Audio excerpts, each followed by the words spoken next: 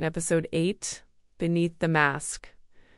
Asterisk, the silence between them had grown like a shadow longer, darker, thicker, with every passing day. Amara could feel it cling to her skin when she walked the marble halls of the Drake estate.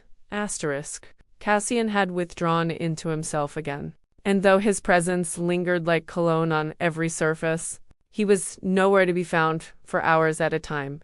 Amara had learned by now not to ask questions, not because she didn't want answers, but because she wasn't ready for the ones she might receive. She stood by the glass wall of the East Wing Lounge, the city skyline a mess of silver and gold beyond the glass. Behind her, the room was cavernous and cold. In her hands was a letter she had found tucked into one of Cassian's desk drawers, hidden beneath stacks of contracts and reports. She hadn't meant to snoop, but she had been looking for something, anything that would help her understand the man she was bound to. The letter wasn't dated, but the contents were clear. The shipments from the Adriatic haven't been cleared. Find out who's asking questions and silence them.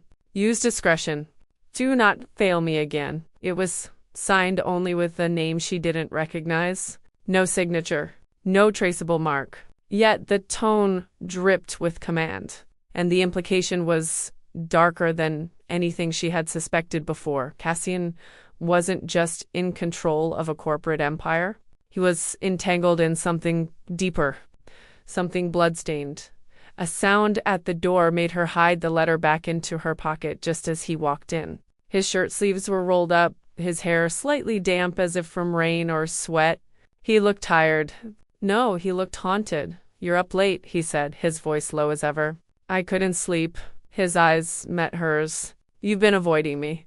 Amara raised her chin. Maybe because you've been avoiding me first. Cassian stepped into the room, his gaze scanning her face like he was trying to read a language he'd forgotten. There are things I haven't told you. I wanted to protect you from them. She scoffed softly. You don't protect someone by locking them out.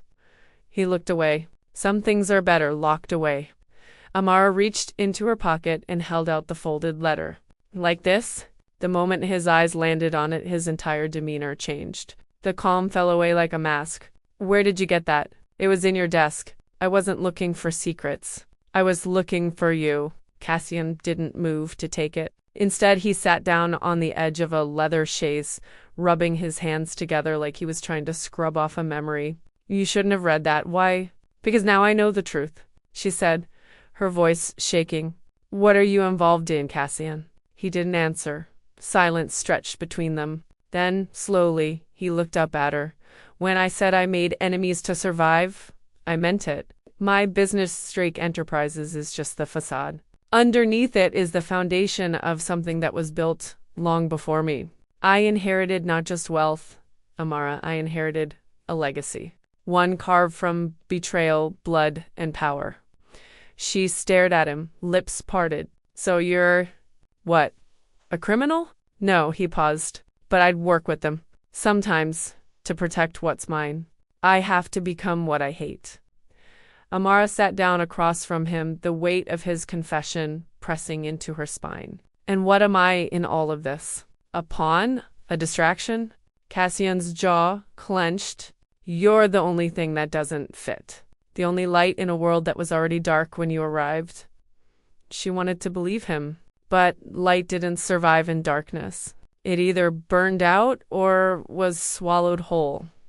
I need to know everything, she whispered. If I'm going to stay, if I'm going to help you, I need to know the truth.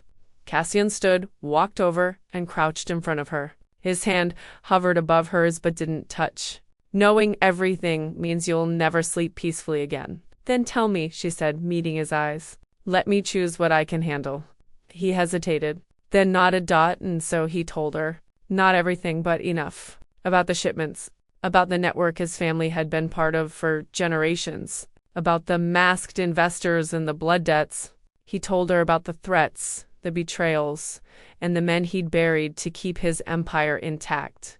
She didn't cry. She didn't scream. She just listened. Because sometimes silence is the only shield we have when the truth threatens to cut too deep.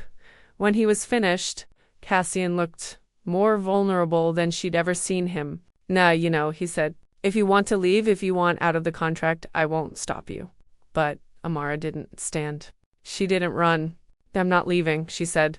Not yet. He blinked. Why? Because if everything you said is true, then you're in danger. And you need someone who sees all of you, not just the mask you wear in boardrooms. Cassian exhaled, like a man who had forgotten what air tasted like, but she added, standing and walking to the door. If you lie to me again, Cassian Drake, I won't just walk away. I'll burn everything down. That night, sleep came in fragments. Cassian remained in the lounge long after Amara left, staring at the skyline like it held answers. For the first time in years, someone had seen him without the armor. And she hadn't run, but he also knew what came next. The deeper Amara stepped into his world, the more enemies would see her as leverage. He couldn't protect her forever. And somewhere in the city, beneath layers of darkness and ambition, someone else was already watching, waiting, planning. The real storm hadn't even begun.